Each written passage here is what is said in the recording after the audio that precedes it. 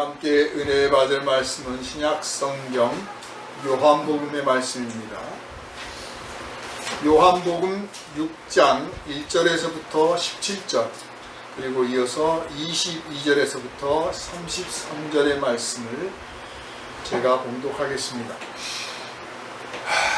그 후에 예수께서 디베랴의 갈릴리 바다 건너편으로 가시매 큰 무리가 따르니 이는 병자들에게 행하시는 표적을 보았음이로라. 예수께서 산에 오르사 제자들과 함께 거기 앉으시니 마침 유대인의 명절인 유월절이 가까운지라. 예수께서 눈을 들어 큰 무리가 자기에게로 오는 것을 보시고 빌립에게 이르시되 우리가 어디서 떡을 사서 이 사람들을 먹이겠느냐 하시니 이렇게 말씀하심은 친히 어떻게 하실지를 아시고 빌립을 시험하고자 하심이라. 빌립이 대답하되 각 사람으로 조금씩 받게 할지라도 200데나리온의 떡이 부족하리이다. 제자 중 하나 곧 시몬 베드로의 형제 안드레가 예수께 여짜오되 여기 한 아이가 있어 보리떡 5개와 물고기 2마리를 가지고 있나이다. 그러나 그것이 이 많은 사람에게 얼마나 되겠사옵나이까. 예수께서 이르시되 이 사람들로 앉게 하라 하시니 그곳에 잔디가 많은지라 사람들이 앉으니 수가 5,000명쯤 되더라. 예수께서 떡을 가져 축사하신 후에 앉아있는 자들에게 나눠주시고 물고기도 그렇게 그들의 원대로 주시니라. 그들이 배부른 후에 예수께서 제자들에게 이르시되 남은 조각을 거두고 버리는 것이 없게 하라 하시므로 이에 거두니 보리떡 5개로 먹고 남은 조각이 12바구니에 찼더라. 그 사람들이 예수께서 행하신 이 표적을 보고 말하되 이는 참으로 세상에 오실 그 선지자라 하더라. 그러므로 예수께서 그들이 와서 자기를 억지로 붙들어 임금으로 삼으려는 줄 아시고 다시 혼자 산으로 떠나가시니라. 이튿날 바다 건너편에 서 있던 무리가 배 한 척 외에 다른 배가 거기 없는 것과 또 어제 예수께서 제자들과 함께 그 배에 오르지 아니하시고 제자들만 가는 것을 보았더니 그러나 디베랴에서 배들이 주께서 축사하신 후 여럿이 떠먹던 그곳에 가까이 왔더라. 무리가 거기에 예수도 안 계시고 제자들도 없음을 보고 곧 배들을 타고 예수를 찾으러 가버나움으로 가서 바다 건너편에서 만나 랍비여 언제 여기 오셨나이까 하니 예수께서 대답하여 이르시되 내가 진실로 진실로 너희에게 이르노니 너희가 나를 찾는 것은 표적을 본 까닭이 아니요 떡을 먹고 배부른 까닭이로다. 썩을 양식을 위하여 일하지 말고 영생하도록 있는 양식을 위하여 하라. 이 양식은 인자가 너희에게 주리니 인자는 아버지 하나님께서 인치신 자니라. 그들이 묻되 우리가 어떻게 하여야 하나님의 일을 하오리이까. 예수께서 대답하여 이르시되 하나님께서 보내신 이를 믿는 것이 하나님의 일이니라 하시니 그들이 묻되 그러면 우리가 보고 당신을 믿도록 행하시는 표적이 무엇이니까 하시는 일이 무엇이니까. 기록된 바 하늘에서 그들에게 떡을 주어 먹게 하였다 함과 같이 우리 조상들은 광야에서 만나를 먹었나이다. 예수께서 이르시되 내가 진실로 진실로 너희에게 이르노니 모세가 너희에게 하늘로부터 떡을 준 것이 아니라 내 아버지께서 너희에게 하늘로부터 참떡을 주시나니 하나님의 떡은 하늘에서 내려 세상에 생명을 주시는 것이니라. 아멘. 할렐루야. 아멘. 이 시간은 생명의 떡이라는 제목으로 함께 은혜를 나누도록 합니다. 기도합니다. 거룩하신 하나님, 우리를 사랑하시는 아버지 하나님, 우리에게 영생을 주시려고 생명의 떡을 내려주셨으니 감사를 드립니다. 우리가 이 생명의 떡을 먹고 영생을 얻어서 하나님께 영광을 돌리며 이 땅에서 영생을 살아가고 있습니다. 그러나 아직도 많은 사람들은 하나님에게 생명이 있고 우리 주 예수 그리스도를 믿는 자에게 영생하는 떡이 주어지는 것을 알지 못하고 세상에 속한 것들을 얻고자 애쓰고 노력하며 세상에 속한 것을 얻고 누리고 자랑하고 뻐기고 그것과 함께 멸망을 받게 될 줄도 모르며 달려가고 있습니다. 아버지 하나님, 먼저 영생을 얻은 우리가 이 영생의 능력, 영생의 비밀, 영생의 이 새로운 세계를 확실히 알게 하시고 누리게 하시고 담대하게 입을 벌려 형제와 이웃들에게 이 영생의 소식, 생명의 떡을 나눠주기에 조금도 부족함이 없게 하여 주시옵소서. 이 시간 성령께서 우리를 지혜와 지식으로 사로잡아서 온전히 하나님께 속한, 하늘에 속한, 생명의 나라에 속한 비밀을 알게 하시고 이 비밀로 충만하여지게 하여 주시옵기를 간절히 바라며 우리를 구원하신 예수 그리스도 이름으로 간절히 기도하옵나이다. 아멘. 할렐루야. 아멘. 어느 그 아주 유명한 목사님이 이런 말씀을 하셨어요. 예수를 전도하려면 아무래도 처음에는 예수 믿으면 잘 먹고 잘 산다. 또 예수 믿으면 만사가 형통한다. 이렇게 말을 할 수밖에 없다. 그렇게 해야 사람들이 솔깃해서 교회로 나오게 된다. 그러나 예수를 믿어야 되는 이유, 그리고 정말 예수를 믿어서 얻게 된 것은 그것이 아니라 그보다 더 높은 차원, 영생을 얻는 것이다. 생명을 얻는 것이다. 하나님의 나라의 자녀가 되는 것이다. 이렇게 말씀을 하셨어요. 그래서 이제 그걸 수긍하는 분도 있고 비판적으로 듣는 분도 있고 또 그렇게 나도 해봐야겠다고 생각하는 분도 있습니다. 아무튼 그 교회는 이제 교인이 많으니까 그 많은 교인들 중에 제가 볼 때는 90%는 그 목사님이 말씀하시는 그렇게 해서 오신 분들이에요. 90% 이상이. 그리고 지금도 90%는 아마 그럴 거라고 봅니다. 딱 거기에 머물러 있죠. 우리가 믿음에서 하나님이 우리에게 주시고자 하는 것, 하나님이 우리에게 기대하시는 것, 즉 하나님이 원하시는 것, 그리고 하나님이 우리에게 진정 주시고자 하는 것을 얻으려 하지 않고 우리가 원하는 것, 우리가 하나님께 바라는 것, 하나님이 우리에게 주셨으면 하는 것, 딱 거기에 머무르는 수준, 대개는 거기서 머물고 마는 수준, 이것이 오늘 교회의 안타까운 현실입니다. 우리의 신앙의 현주소입니다. 조금 더 진전이 있어 보이고 조금 더 한 단계 올라간 것 같은데 알고 보면 딱 제자리 걸음이에요. 아니 어쩌면 대다수는 나도 좀 저렇게 내가 원하는 대로, 내가 바라는 대로, 하나님이 주시는 대로 다 받아 누렸으면, 나도 그 수준 좀 되어봤으면, 그런 사람들이 대다수입니다. 그런데 이 모습이 사실 새로운 모습이 아니고 타락한 모습도 아니에요. 원래 인간의 수준이에요. 그게 예수님이 공생의 기간 동안에 이 유대 땅을 다니시면서 하나님 나라를 선포하고 병자를 고치고 귀신 들린 자에게서 귀신을 쫓아내 주시고 하나님 나라의 소식을 전해 주시고 생명의 말씀을 가르쳐 주시고 심지어는 죽은 자, 죽은 사람도 살려내시고 많은 그 표적들을 행하셨지만 그 많은 사람들이 예수님을 좋아하고 따르고 예수님 곁에 말씀을 듣고 머무르고 예수님과 함께 막 나도 동고동락하겠다, 그리고 예수님의 제자가 되겠다고 하는 사람들이 얼마나 많은지 몰라요.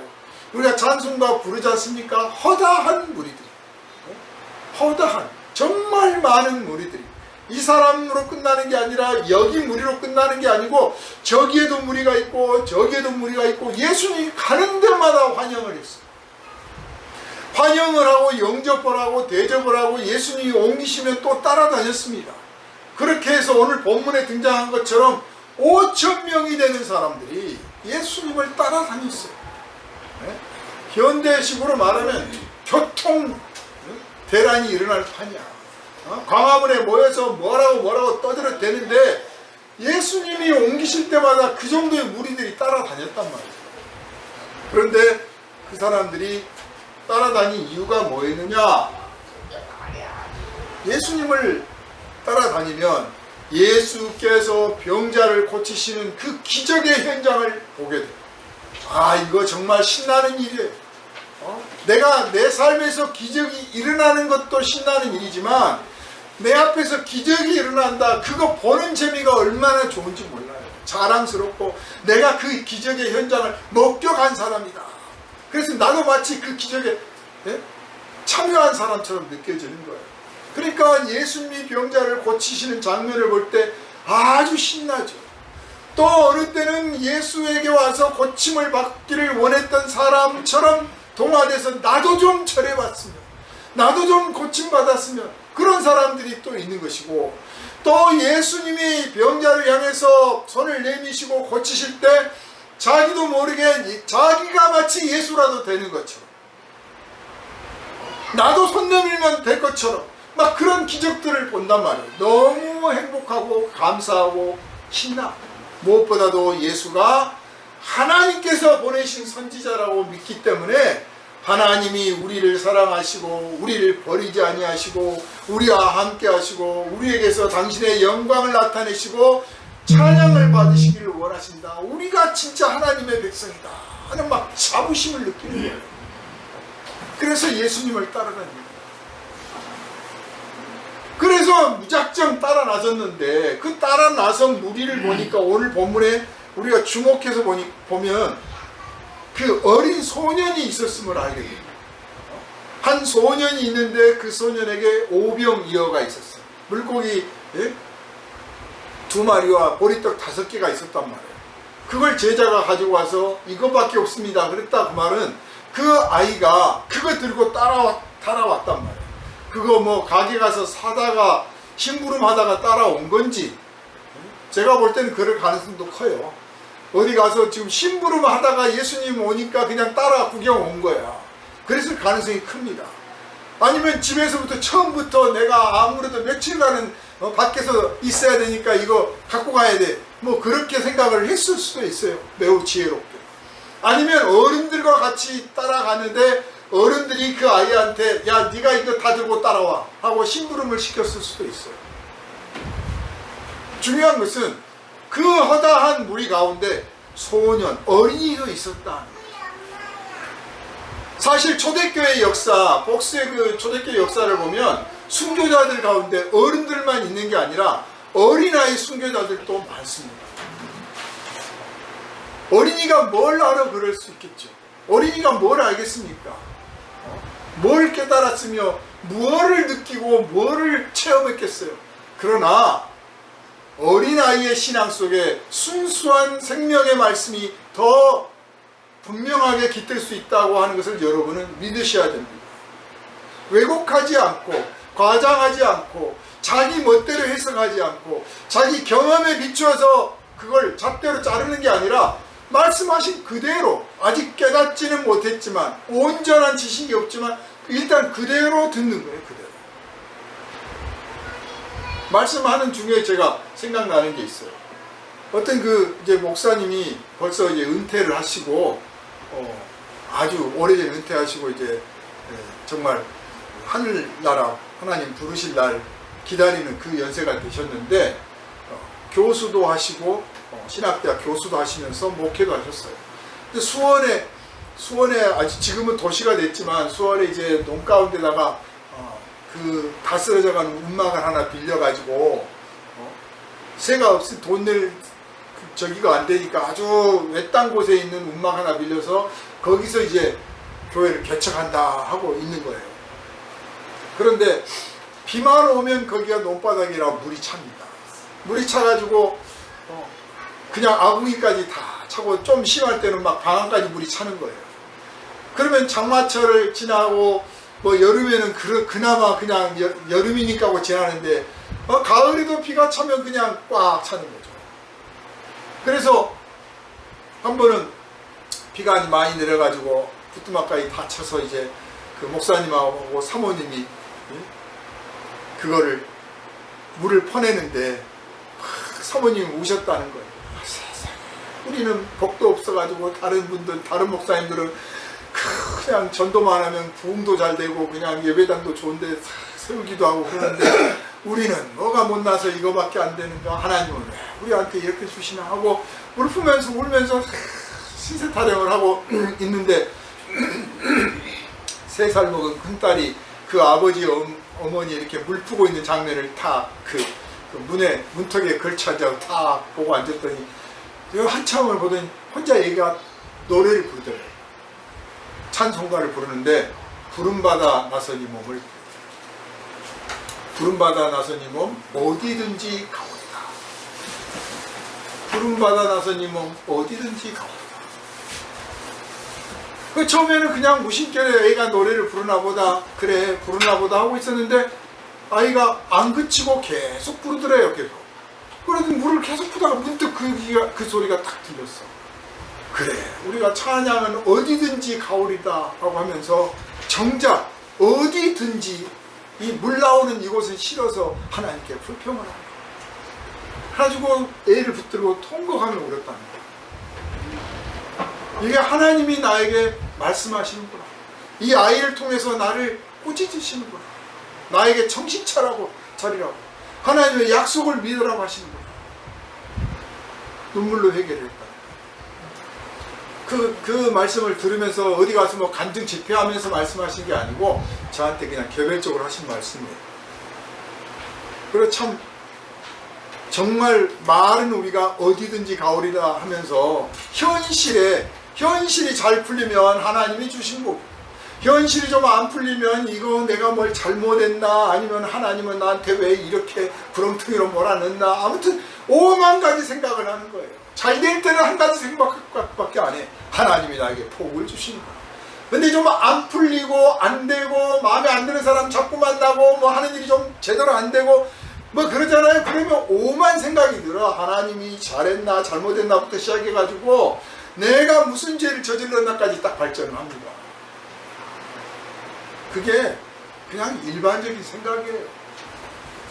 예수님 따라다녔는데 먹을 것도 없고 기적도 안 일어나고 그냥 맨날 앉혀놓고 이 목사처럼 설교나 길게 앉아가지고 하고 있으면 오겠어요? 에이, 한두 번 들었으면 됐지 뭘 또 가 그러지. 너무 설교가 길어. 재미없어. 그 많은 사람들이 또 모이면 뭐 그늘에 앉겠습니까? 빼앗빼앗 앉아야지. 그런데 기적이 일어나지, 말씀도 짧게 시원시원하게 하지, 무엇보다도 예수님 따라다니면 생기는 게 많아.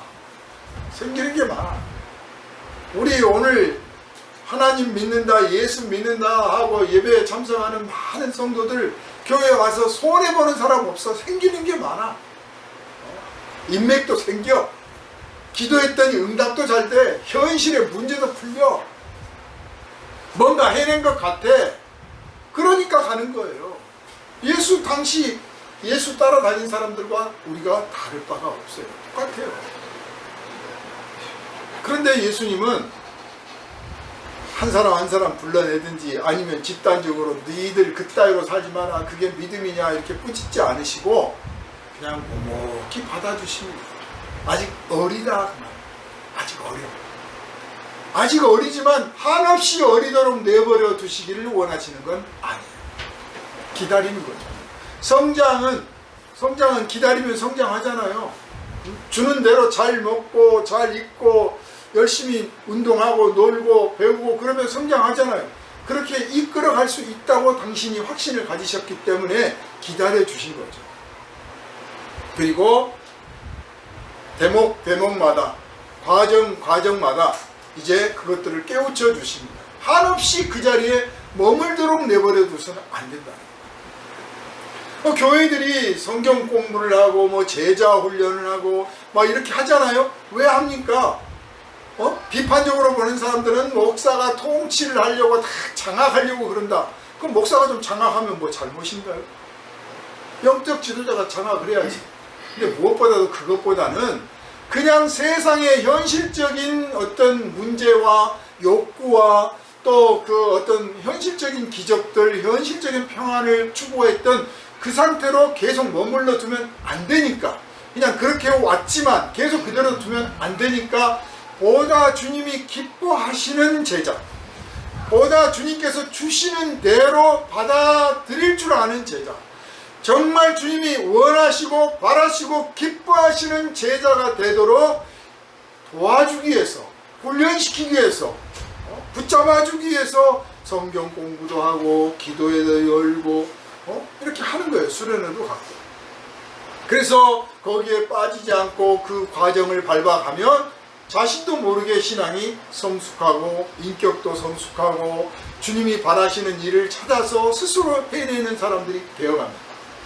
그러나 그런 공부를 하지 않고 훈련을 받지 않고 그저 주일 예배 와서 그냥 설교하고 자기 성경 읽을 때 다 아는 것 같은데 실제로는 하나도 행동에는 옮기지 못하는 그 신앙으로 그냥 현실적으로 복을 받는 신앙에 머물러 있다 보면 나중에 정말 주님께서 원하시는 일은 하나도 못 해내는 거예요. 그리고 마지막 이제 죽을 때 다 돼서 하나님 저 천국 데려가 주세요. 그래도 또 천국은 가고 싶어가지고, 천국은 가고 싶어가지고 재밌는 거예요. 교회에서 온갖 방해하고 꼬장 부리고 갈라서게 하고 질투하게 만들고 막 아무튼 그런 일을 은근히 혹은 또 나서서 주도했던 사람들이 또 죽을 때 되면 목사님 저 천국 가겠죠? 천국은 제 소관이 아닙니다. 제가 대답을 못해요. 하나님 소관입니다. 천국 가시기 위해서 제가 기도할게요 그러지 아무런요 천국 갑니다 이렇게 말 못해요. 내가 주인이 아니야. 그때 뭐라고 기도해야겠습니까? 하나님, 이 사람이 평소에 교회에서 좋은 일도 했지만 못된 일도 많이 했습니다. 용서해 주시고 아무쪼록 천국 문 앞에서 내치지만 말아 주십시오 라고 기도할 수밖에 없잖아요. 근데 그렇게 기도하면 또 천국 꼭 갈 줄로 믿는 사람이 기분이 좋겠어요? 안 좋겠어요? 목사님은 꼭 약점을 잡고 물건들을 주시고 그래요. 그게 우리들의 신앙이에요. 예수께서 이 땅에 오신 이유는 우리에게 영생을 주시려고 오신 거예요. 이 비밀은 처음부터 밝히셨으나 처음부터 제자들이 깨달은 게 아니에요. 처음부터 너희들은 아직 몰라 나중에 말해줄게가 아니라 처음부터 영생을 주시기 위해서 오셨다는 것을 드러내 보이셨어.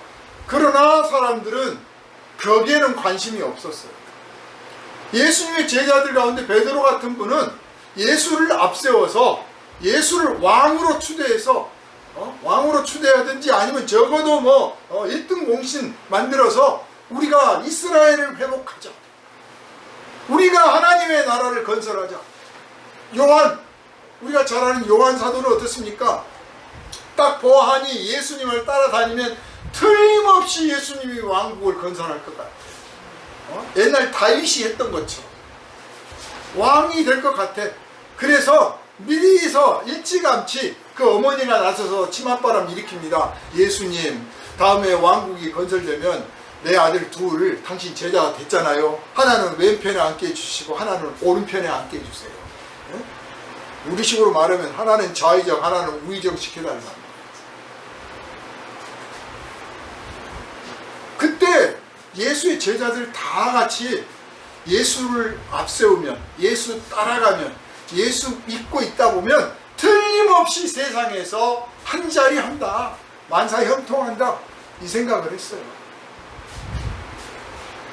아니 제자들은 그만두고 어떤 분이 말도 안 되는 터무니없는 주장을 하는데, 그거 성령을 안 받아서 이제 그런 주장을 한다고 보는데요.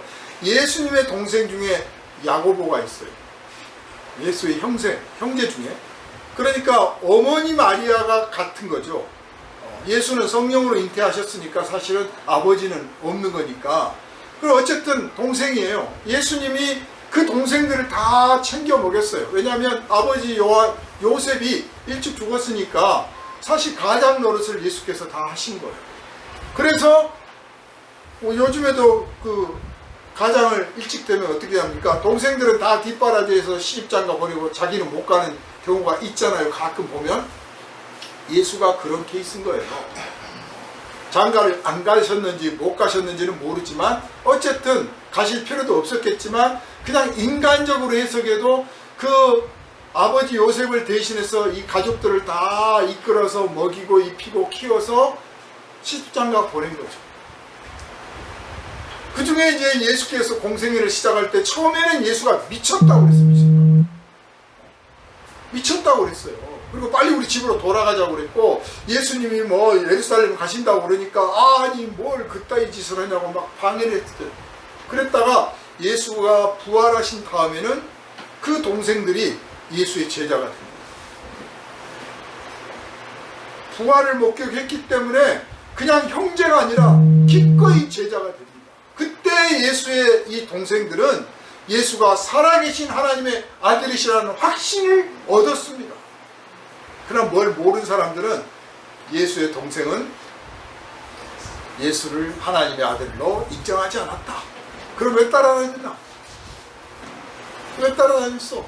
예수가 많은 사람을 거느리고 하는 일을 딱 보아하니 엄청난 일을 해낼 것 같으니까 이왕 인생 살다 가는 거 예수 우리 형님 따라다니다 보면 한 자리 하지 않겠나 하고 따라다녔을 것이다. 이렇게 가설을 내세웁니다.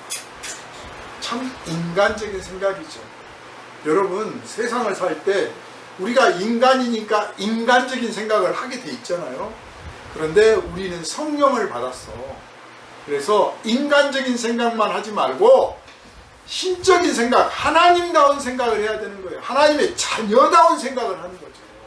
성령께서 우리에게 그것을 가르쳐 주시는 거예요.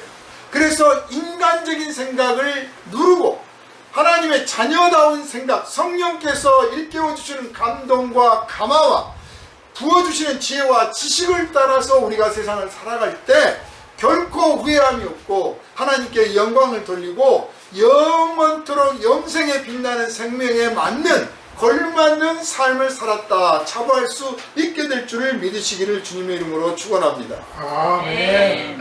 우리가 말씀을 듣기는 많이 들어요. 읽기도 많이 읽어. 그런데 그 안에 감춰져 있는, 아니 감춰진 것도 아니야. 내가 깨닫기 전에는 감춰진 거예요. 내가 온전히 믿고 순종하기 전까지는 감춰진 거야. 그러나 내가 깨닫고 내가 순종하고 나서부터는 이미 처음부터 드러나 있었던 거야. 처음부터. 어느 밭 가는 농부가 밭을 갈다가 소작농이 돼가지고 밭을 갈다가 밭 가운데 보물을 발견했습니다. 그러니까 그대로 덮어두고 밭주인한테 가서 그 밭 나한테 파시오. 이 사람이 갑자기 이 좋지도 않은 밭을 왜 또 팔라고 그래? 그래, 얼마 쳐줄래? 그래서 밭을 팔았다. 전 재산 다 정리해가지고 밭을 샀어. 내가 이판사판 어차피 밭이나 한 댁이 있어야 되겠습니다 하고 샀다는 거예요. 사가지고 그 보물을 자기 손에 놨다. 이게 천국이다 그랬어요. 이게 천국이란 말은 이것이 바로 영생이다. 이것이 바로 생명이다. 똑같은 생명처럼 보이나 그냥 세상의 생명을 위해서, 세상의 영광을 위해서, 세상의 부와 명예를 위해서, 세상에서 쾌락을 위해서, 세상에 있는 이익을 위해서, 세상이 보장해주는 안전을 위해서 그냥 그렇게 살아야 되니까 그렇게 살 수밖에 없었던 우리처럼 느껴지는 그 순간에도 그 안에 우리가 밭을 읽으면 그 안에 사실 감춰진 보물이 이미 있었다. 우리가 평범하게 살아가는 것 같은 그 속에 알고 보면 영생의 길들이 보인다 그 말이에요. 그걸 보이려고 예수께서 많은 표적을 일으키신 거예요. 자, 기적과 표적이 어떻게 다르냐? 기적은 말 그대로 일어날 수 없는 일이 일어나는 게 기적이에요. 일어날 수 없다고 생각했던 일이 일어날 때 기적이라고 해요. 기적. 기이할 기자. 그럼 표적은 뭐냐? 일어날 수 없는 일이 일어나게 하시는데 일을 하게 만드신 분이 누구냐? 하나님이시고, 그 하나님께서 당신의 뜻을 나타내기 위해서, 사람들에게 이해를 돕기 위해서, 사람들에게 뭔가 알리기 위해서 일부러 일으키신 기적이다. 그걸 표적이라고 말합니다. 하나님의 아들이 죽었다가 십자가에 못 박혀서 분명히 죽었는데, 무덤에 들어갔는데, 장례까지 치렀는데 사흘 만에 다시 살아나셨어. 이것이 하나의 표적이에요. 우리에게 너희가 그렇게 되리라 하는 표적이고, 이렇게 하나님은 생명을 주시는 분이라는 표적이고, 이 예수가 다시 살아났으니 영원토록 죽지 않고 우리의 왕이 되시리라고 하는 표적이에요.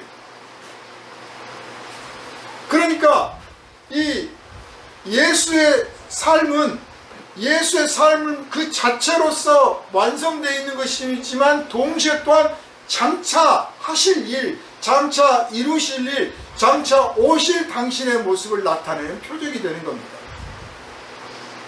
구약 성경에 등장하는 여러 선지자들, 예언자들, 이 선지자들은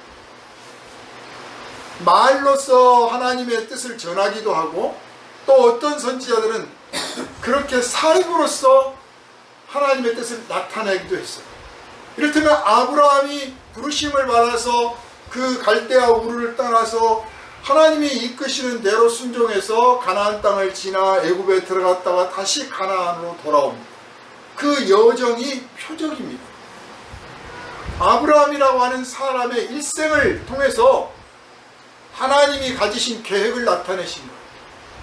그 일생 속에서 아들을 낳고 마누라를 뺏겼다가 다시 되찾고, 이런 과정들이 있잖아요. 이것들이 다 표적들이에요.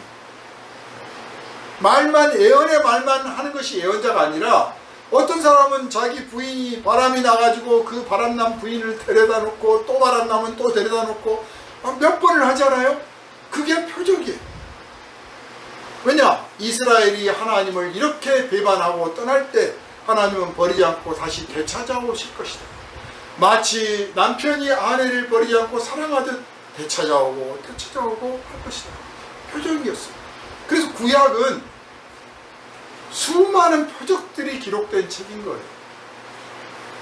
그리고 그 표적들이 나타내고 있는 게 누구였느냐? 장차 오실 그리스도, 하나님의 아들 예수 그리스도를 전하고 있는 표적이었던 거죠. 그러니까 엘리야가 어떤 기적을 했던지, 엘리사가 어떤 기적을 했던지, 오늘 본문에 보면 예수께서 오병이어의 기적을 베푸시는데, 이런 기적을 엘리사가 오래전에 기적을 그렇게 베풀었어요. 그래서 4,000명을 먹였어요.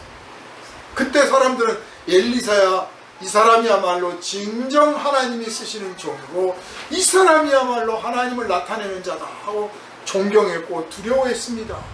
그런데 그 엘리사로 끝난 게 아니라 장차 오실 예수 그리스도를 나타내신 거죠. 그러니까 예수께서 오병이어의 기적을 베푸니까 말하기를 그러잖아요. 이 사람은 바로 그 선지자가 틀림없다. 그 선지자가 누구냐? 엘리사야, 엘리사. 하나님께서 그 엘리사를 다시 오게 하신 것이다. 그렇게 생각하는 거예요. 우리가 예수 그리스도께서 십자가에 못 박혔다가 부활하지 않았다면, 그 표적을 보지 않았다면 어떤 제자들이 예수를 끝까지 믿었겠습니까? 다 흩어져서 다시는 예수 제자 안 된다고 했을 거예요. 왜냐하면 예수 제자들 다 파문당하고 출교당하고 붙잡혀서 감옥 가고 죽임을 당하는 그런 시절이었는데, 어느 누가 자부해서 스스로 나는 예수의 제자다 드러내서 말하겠습니다. 사도행전을 보면 베드로 사도가 성령 강림을 받고 나서 어떻습니까? 광장에 서서 내가 예수의 제자다, 당신들이 십자가에 못 박혀 죽인 그 예수가 하나님의 아들이었다 하고 용감하게 말하잖아요. 죽을 줄 알고 붙잡힐 줄도 알아. 신경도 안 쓰는 거예요. 왜냐? 성령 충만을 받았고 봤거든. 표적을 봤단 말이에요. 표적을. 그냥 기적을 본 게 아니라 그냥 예수가 죽었는데 살아났는 데가 아니라 예수께서 하나님이 다시 살리셔서 살아난 것을 보았어. 하나님이 살리신 것을 보았어. 하나님의 일을 보았어. 그리고 예수께서 죽은 자 가운데서 다시 살아나시리라고 말씀하시는 것을 이루어진 것을 보았어.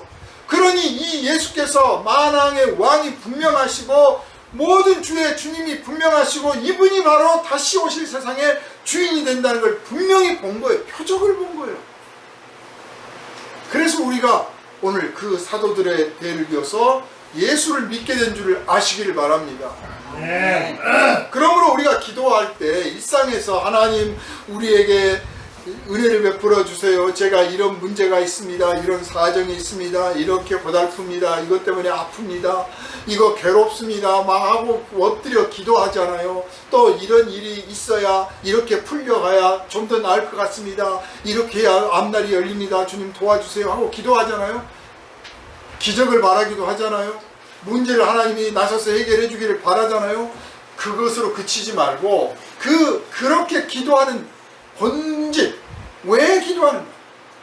그걸 얻으려고만 기도하지 말고 나와 하나님이 함께 하심을 증거하는 증거로서, 하나님이 나를 사랑하시는 그 사랑을 확증하는 증거로서, 내가 주님의 제자됨을 확실하게 인정해주는 그 증거로서 하나님 이 표적을 일으켜 주십시오. 이렇게 기도하시기를 부탁을 드립니다. 아멘. 그래서 그런 걸 확실히 그 본질 속에서 기도하면 서로 그 내가 원하는 대로 안 이루어질지라도 실망하거나 낙담하지 않아요. 왜냐하면 하나님은 내 이 작은 욕심은, 작은 계획과 작은 뜻은 거절하셨을지라도 당신이 가지고 있는 더 큰 계획, 더 큰 목표, 더 큰 능력을 앞으로 나에게 반드시 주실 것이다. 이걸 믿으시기를 바랍니다. 어떤 사람은요, 정말 죽기 직전에 하나님께 영광을 돌리는 일을 할 수도 있어요. 일생을 허투루 살다가 죽음을 다 앞에 두고 정말 죽기 직전에 하나님께 영광을 돌리고 정말 하나님은 살아계신 하나님이라고 찬양하고, 그래서 사람들이 정말 하나님을 믿게 하는 큰 일을 하고 일생을 마칠 수도 있어요. 또 어떤 사람은 아주 아까 그 소년처럼 어려서부터 주님의 일을 배우고 따라다니고 주님이 좋아서 주님 나라의 종되기를 원하고, 그래서 교회에서 늘 생활하다가 하나님의 일을 크게 하는 사람도 있어요. 어떤 사람은 그저 남이 알아볼까 말까 정말 드러나지도 않은 일을 조용히 묵묵히 하는 사람도 있어요. 어떤 사람은 한다고 하는데 도대체 성과가 안 나고 맨날 실패만 하는 사람도 있어요.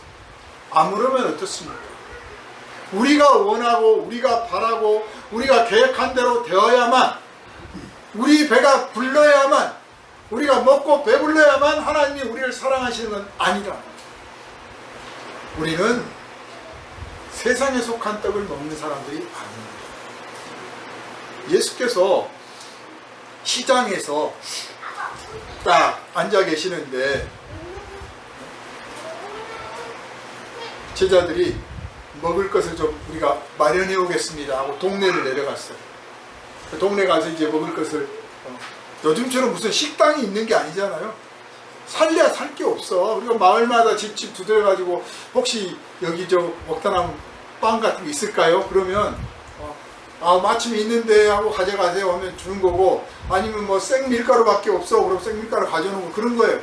그것도 뭐 세상이 넉넉한 집안들도 아니고 그냥 자기네 식구들 먹을 정도나 겨우 만드는데, 예수님이 혼자 다니신 게 아니고 최소 12제자예요. 그죠? 최소한 13명이 먹어야 되는 거야. 최소한. 식당도 13명 갑자기 들어가면 우리 준비 못하는데 그럴 수도 있어요. 근데 어느 집에 가서 어떻게 구합니까? 그러니까 동시에 이 집전이 문 두드려가지고 이 집 가서는 보리떡 하나, 저 집 가서는 뭐 밀빵 하나, 저기 가가지고 밀가루 한 줌, 막 이렇게 저렇게 얻어가지고 와서 식사를 같이 하는 거예요. 거기 자기들 목에다가 이제 선생님 목을 조금 더 얻어오는 거죠. 좋은 거. 그래가지고 이제 다 가져왔는데, 먹어라. 나는 먹을 양식이 따로 있다. 그러니까 제자들이 생각하기를, 누가 우리 말고 다른 사람이 우리 선생님께 먹을 걸 가져다 드렸나 보다.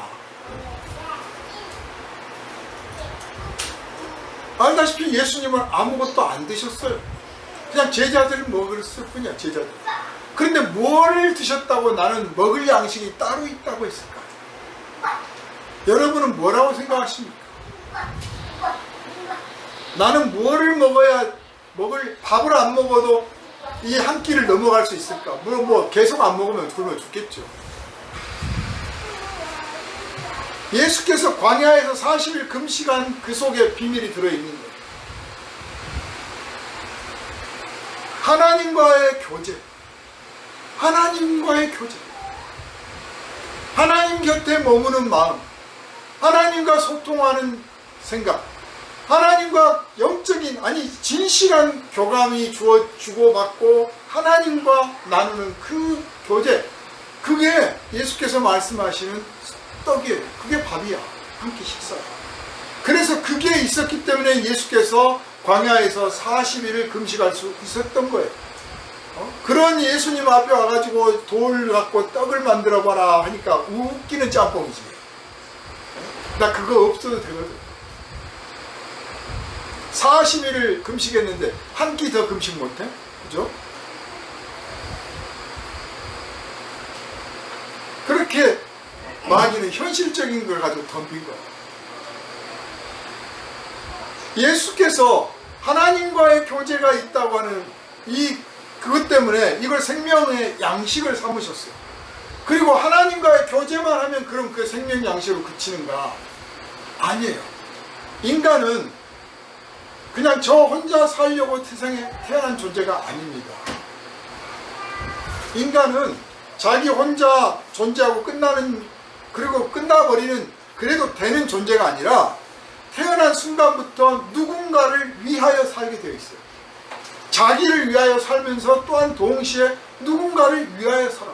아기가 태어나면 저 혼자 살고 있습니까? 아기가 저 혼자 아직 철이 없어서 자기 배부르고 자기 잠자기를 원하고 그래서 막 먹고 마시고 눕고 자고 하지만 그걸 바라보고 있는 그 부모, 사랑하는 가족들은 행복감을 느끼고 그거 존재하는 것만 해도 네가 우리의 행복이다, 기쁨이다, 자랑이다 그러잖아. 그러니까 인간은 존재한다고 하는 것 자체가 자기를 위하여 존재하지만 동시에 가족을, 더 나아가 타인을 위하여 존재하고 있는 거예요. 그리고 그렇게 사랑받고 자라서 자기만 위해서 자기만 먹고 잘 살고 그러려고 사는 게 아니라 그렇게 사랑받았기 때문에 이제 이웃들에게, 가족들에게, 심지어는 모르고 더 나아가서 원수에게까지도 사랑을 베풀고 덕을 베풀고 그렇게 사는 것, 그게 인간답게 사는 거예요. 그게 바로 하나님의 나라의 모습이고 하나님의 자녀의 본분이에요.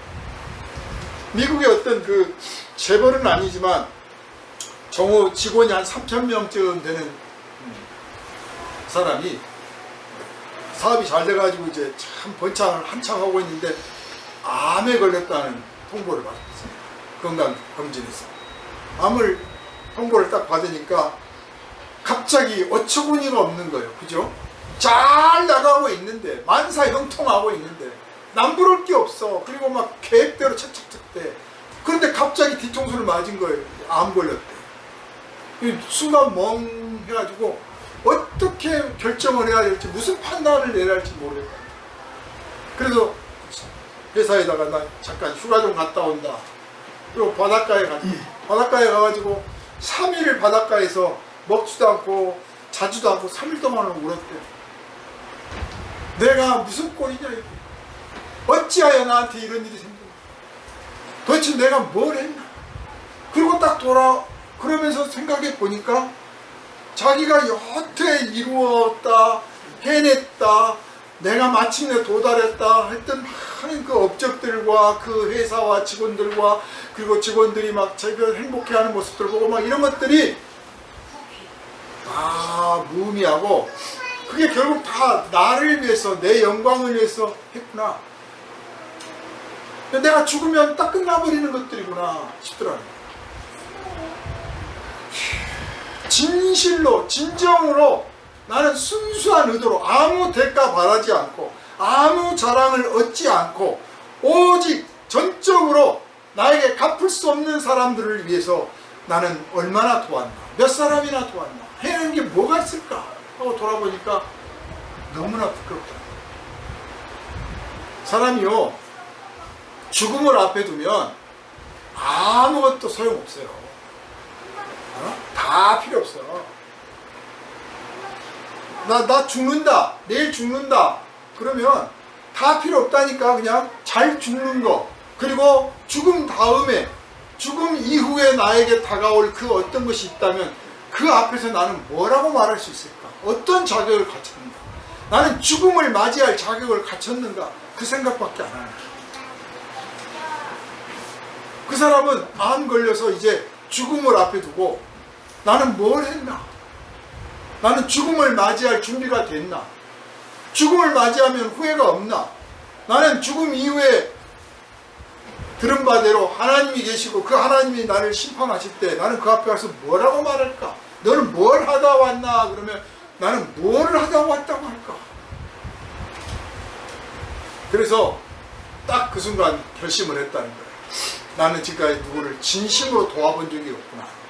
다 내 사업을 위해서 뭘 봉사도 하고 돕기도 하고 했지 순수하게 한 게 없었구나 싶어서 회사를 경영에 딱 맡기고 자기는 암 환자들 돕는 봉사단체에 가입을 한 거예요. 그동안에 번 돈이 있고 쌓아놓은 저축이 있으니까 먹고 살고 굶지는 않을 거다. 그러니까 회사 경영은 이제 잘한 사람들한테 맡겨놓고 나는 봉사하러 다녀야겠다. 죽음을 맞이할 때까지 적어도 내가 이 세상 왔다 간 게 헛되게 살다 간 게 아니라는 걸 보여드려야 한다. 그래서 암 환자들 찾아다니면서 격려해주고 기도해주고 보살펴주고 그 뒤치다거리 해주고 그걸 하고 나니까 그렇게 행복하더라는 거예요. 그리고 자기 안에서 자라던 그 암도 멈추더라고요. 내가 생명을 얻었습니다 라고 영생이라는 것, 예수께서 말씀하시는 생명이라고 하는 것은 세상에 속한 생명과 바꿔야 되는 것입니다. 세상에 속한 생명도 누리고 영생도 누리려고 하는 사람은 두 개 다 누릴 수가 없어요. 세상에 속한 것은 그냥 이만큼 했으면 됐다. 10살이 됐든 20살이 됐든 40살이 됐든 60살이 됐든 70이 됐든 이만큼 했으면 됐다. 이제 내가 앞으로는 영생, 하나님이 주시는 생명을 누리리라. 이렇게 결단하면 그 사람 그때부터 그리스도의 제자가 되는 것이고, 그리스도의 제자가 되면 하나님과 교제하는 것이 영생이고, 그 교제하는 재미를 누리고 사는 것으로 나머지 것들이 좀 모자라고 부족하고 조금 안 풀리고 답답해도 그것 때문에 좌절하거나 짜증내지를 않고, 또 그거 잘 풀렸다고 자랑하고 의시되고 그걸 얻으려고 엎드리지 않는다. 예수님 앞에 이 5,000명이나 와가지고 정말 놀라운 기적을 봤잖아요. 오병이어의 기적이라고 우리가 정리해서 말하는데, 분명히 먹을 게 하나도 없었는데 그거를 같이 나눠 먹었어요. 나눠 먹으려고 하니까 계속 나눠졌어요. 만약 받은 사람이 나만 먹고 말 거야 하고 안 줬다면 그 다음으로 안 갈 거예요. 그런데 받았으니까 또 나눠줬더니 또 생겨. 그래서 또 나눠 먹었어. 그래서 그 무리가 다 먹고 오히려 그 남은 거 버리지 말고 허투루 놔두지 말아라, 모아라 그랬더니 12광주리가 됐다. 베풀고 나누면 모자라지 않는다고 그랬어요, 하나님은. 인색하고 감추고 숨기고 그렇고 빼앗고 그러니까 나중에는 갖고 갈 게 없고 모자라. 아직도 부족해. 아직도. 그러나 나누잖아요. 모자랄 게 없어. 계속 들어와. 어디서 채워져도 채워져. 그렇게 기적을 베푸시니까 사람들이 이제 아까 엘리사를 봤던 그때 당시 백성들과 똑같아요. 이분을 왕으로 추대해서 우리가 왕국을 건설하자. 적어도 이분 곁에 있으면 굶어 죽을 일이 없다. 그래서 예수께서 달아나셨습니다. 중요한 겁니다.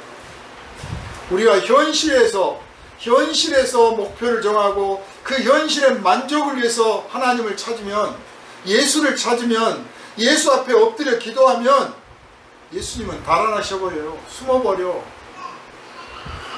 그 자리에 누가 와서 우리 기도를 들을까요? 사탄 원수 마귀가 와서 그 기도를 들어. 그리고 내가 네 기도를 응답해 줄 테니 네가 한 가지 정도는 죄를 범할 수 있겠냐? 한 가지 정도는 약점을 가져도 되겠냐? 이 정도 실수는 네가 거뜬히 해낼 수 있겠냐? 하고 유혹하는 거죠. 세상과 타협하게 하고 사탄과 거래하게 하고 악마와 거래하게 만들어요. 그리고 죄를 짓고 허물을 범하고 속이고 빼앗고 감추고 그렇게 해서 자기가 원하는 목표 달성을 했다 하면서 이것이 하나님의 은혜다 라고 자랑을 해요. 교회사가 사실 그런 사건들로 가득 차 있어요. 업적만 보면, 결과만 보면 그 밑바닥에 뭐가 있는지를 모르니까 다 하나님 은혜 같아. 그러나 하늘에서 하나님이 보실 때 그 화려한 그 예배당은 하나님 보실 때 부끄러운 건물일 수도 있고요. 그 자랑스럽다고 하는 그 가문이 하나님 보실 때는 아주 멸망받아야 될, 저주받아야 될 가문일 수도 있고요. 내세우고 자랑하고 뽑혔던 그 업적들이 하나님 앞에서는 너무 부끄러운 일이 될 수도 있다는 사실을 알아야 돼요.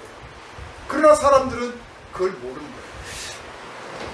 그리고 심지어는 예수님의 제자들이 배 타고 건너갔어요. 그 예수 따라간다고 또 배 타고 쫓아왔어요. 기어이 왕을 삼으려고 해요. 우리가 기도하다가 내 현실의 욕망에 딱 사로잡히고 내 고집에 사로잡히고 내 목표 달성에 딱 사로잡히잖아요. 그러면 한두 번 기도 갖고는 안 통한다고 생각하니까 나중에는 아주 작정 금식까지 해. 금식. 금식했더니 안 죽었어. 10일을 금식하고 막 20일 금식하고. 제 주변에도 40일 금식하실 분들 많아요. 40일을 했는데 하나님이 거뜬히 힘주시더라. 자기는 하나님의 도우심과 인도하심을 받았노라고 하는데 제 귀에는 어떻게 들리냐면요, 아이고 참 지질도 고집도 세구나. 그래 내가 들어줄게.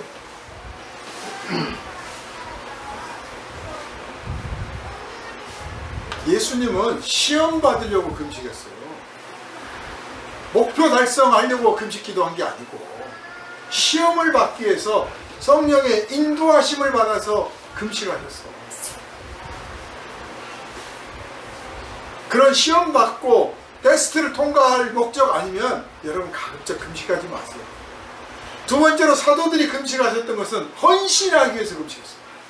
나는 부족하고 고집이 세고 미련하고 어리석고 게으른 사람입니다. 그런데 저 같은 종을 당신의 생명의 말씀을, 영생의 말씀을 전하는, 예수 그리스도의 보혈을 전하는 그릇으로 삼아서 사용하신다니 주여 제가 무엇을 드리겠습니까? 하고 하나님께서 마음껏 쓰시도록 하기 위해서 금식했어요. 무슨 목표를 작정을 해놓고 내가 그냥 금식 기도해가지고 이거 얻어낸다, 그런 금식이 아니란 말이에요. 철없는 이야기지. 물론 할 수도 있어요. 금식을 무조건 잘못했다는 게 아니야. 그러나 금식을 통해서 내가 처음에는 내가 이 목표를 달성하려고 하는데 하나님께 금식으로 매달려야지 하고 시작했다가도 금식하고 기도하는 중에 내가 욕망이 너무 컸구나, 내가 고집이 너무 세구나, 내가 내 멋대로 판단하고 결정했구나 하고 오히려 그 안에서 회개하고 변화가 되고 성품이, 그 인격이 달라지게 된다는 것을 경험하게 되는 겁니다. 기어이 예수를 왕으로 삼으려고 쫓아가. 우리의 신앙이 그 좋은 신앙인 줄 알아. 우리가 원하는 목표를 기어이 달성해서 이뤄내야 이게 하나님이 우리를 사랑하시는 것이고 이것이 우리가 하나님의 백성이라고 하는 자랑이 될 줄로 착각들을 해요. 정작 하나님이 우리에게 주시고자 하는 것은 내가 이루고자 하는 것이 아니란 말이에요. 나와 내가 이루고자 하는 것과 하나님의 목적과 뜻이 같을 수도 있지만 다를 수도 있어요. 어쩌면 다를 때가 더 많겠죠. 어느 때는 같을 수도 있어요. 그런데 한없이 나는 그 자리에서 머물려 하고, 하나님은 이제 그만큼 했으면 이제 다음 단계로 올라가자 하시는데 우리는 계속 그 자리만 머물러. 그래서 계속 하나님 먹고 마시고 살고 짓고 막 이거 주셔야 됩니다만 기도한단 말이에요. 그래서 예수께서 이 쫓아온 무리들을 향해서 마침내 꾸짖습니다. 너희가 나를 찾아온 것은 표적을 본 것이 아니라 먹고 배가 불러서. 결과는 같잖아요. 똑같은 빵을 먹은 건 똑같은 건데 그게 표적이었다는 것. 즉 이분이 바로 하나님의 아들, 하나님께서 보내신 하나님의 종, 이 사람을 따라야 되고 이 사람을 믿어야 된다, 하나님의 나라가 여기 있다라고 하는 것을 보이려고 했던 거지, 그 예수의 그 장점, 예수의 능력을 갖다가 자기들이 원하는 대로 쓰려고 해서는 안 된다는 건데, 우리가 꼭 그쪽이거든요. 교회들이 꼭 그런 쪽. 우리가 정한 목표에 하나님이 협조해 주셔야 돼요. 물론 협조 안 해주시면 섭섭하죠. 그래서 하나님의 비협조적인 태도에 대해서 그래도 불평 않고 만족하고 감사하는 훈련을 하고 그거를 멋있게 생각을 또 처음부터 그러지 말아야 돼요. 처음부터 하나님이 협조해 주세요가 아니라 내가 하나님께 협조해야 되는 거예요. 표적을 봤으니까. 우리는 이미 표적을 보고 예수의 종이 된 사람들은 아닙니까? 사랑하는 여러분, 오늘 이 땅에 아직도 앞으로도 그럴 거예요. 많은 사람들이 예수를 믿고 예수를 만나서 배가 불러야 만족하고, 그것 때문에 예수를 믿고 그것을 위해서 예수를 믿고 그렇게 됐으니까 예수 자랑하는 사람들이 많은 줄 압니다. 그러나 우리만큼은 생명의 떡을 먹어야 하지 않겠습니까? 하나님과 함께 교제하는 예수께서 먹었던 그 생명떡, 생명 양식을 먹어야 하지 않겠습니까? 하나님께서 주신 생명 양식을 먹어야 하지 않습니까? 구약 이스라엘 백성들은 광야에서 하늘에서 내려온 만나를 먹었습니다. 세상에서 먹을 게 없었어요. 광야에는 쌀도 없고 뭐도 없어, 아무것도 없어. 하늘에서 만나가 내려와서 그걸 걷어다가 먹었어. 그게 바로 표적이었어요. 하늘에서 내려온 생명 양식을 먹으면 우리가 영적인 지식, 영혼의 지식, 영혼의 양식, 영혼의 생명만 생기는 게 아니고 세상에서 살아갈 수 있는 힘과 능력도 같이 더불어 생긴다, 그 말이에요. 예수가 바로 하늘에서 내려온 생명의 떡이기 때문에 나를 먹고 마시는 자는 누구든지 영생을 얻으리라고 그랬고, 예수께서 친히 말씀하시기를 나를 먹어라, 나를 마셔라 그랬단 말이에요. 우리가 예수를 믿는다는 것은 예수를 먹는다는 거예요. 예수를 먹으면 내가 그렇게 구하고 애쓰고 찾고 안 다녀도 나에게 필요한 양식이 공급되게 하시고, 내가 이 광야 같은 세상을 통과하기에 조금 더 부족함이 없도록 붙들어 주시고, 또 내 영혼을 지켜 주실 것을 하나님께서 약속하셨다는 것을 믿으시기를 바랍니다. 아멘. 예수님은 보리떡, 물고기 이 몇 개 안 되는 것으로 당신이 바로 이것들이 양식이 아니라 내가 그렇게 만들어 줄 수 있는 자다. 곧 내가 양식이다. 나에게서 생명이 나오는 거다. 나에게서 먹거리가 나온다. 나를 믿어라. 나를 믿고 나를 따르라. 내 가르침을 따르라. 그러면 너희가 원하는 것보다 더 크고 더 놀랍고 더 위대한 것을 얻게 되리라. 이 말씀을 하고 계시는 겁니다. 사랑하는 여러분, 말씀을 맺습니다. 생명의 떡이 되신 예수님, 우리 안에 들어와 계십니다. 우리 안에서 계속 그 떡이 솟아오르고 있습니다. 날마다 조금도 부족함이 없이 우리의 배를 채워줍니다. 그러므로 이제 우리가 이 떡을 이웃들에게 나눠주는 일을 해야 됩니다. 이웃들을 위하여 우리의 삶을 쓸 줄 알아야겠습니다. 이웃들에게도 세상에 속한 세상 떡만 먹지 말고 생명양식, 생명떡을 좀 먹어보라고 나눠주는 저와 여러분 되시기를 바랍니다. 아멘. 그래서 그들과 함께 그 영생하도록 솟아나는 그 샘물을 같이 마시면서 하나님 나라에서 하나님께 영광을 돌리고 살아가는 자녀 되시기를 주님의 이름으로 축원합니다. 아멘. 기도합니다. 거룩하신 주님, 생명의 떡으로 오신 예수님을 사람들은 알아보지 못했습니다. 예수님 따라다니면서 기적을 보고 예수님 옆에 있으면 얻는 것이 많아서 예수님 좋아하고 따라다녔습니다.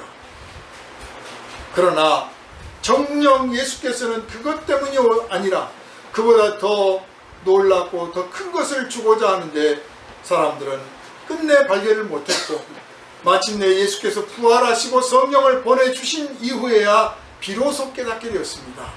오늘 우리가 그런 어리석은 제자들, 어리석은 사람들처럼 하나님 앞에 엎드려 기도하고 있는지 돌아보게 하여 주시고, 오늘 교회가 그런 집단이 되어 있지는 않는지 돌아보게 하시고, 예수께서 우리 안에 들어오셔서 우리 안에 계시면서 생명의 떡이 되심으로써 우리가 얻게 된 영생을 얻었으니 이제 우리가 무엇을 전하고 무엇을 나타내며 무엇을 누려야 될지를 또한 깊이 생각하게 하여 주옵소서.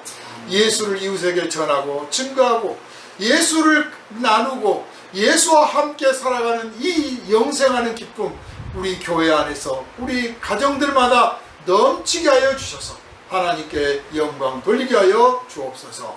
우리를 원하신 예수님 이름으로 간절히 기도하옵나이다. 아멘.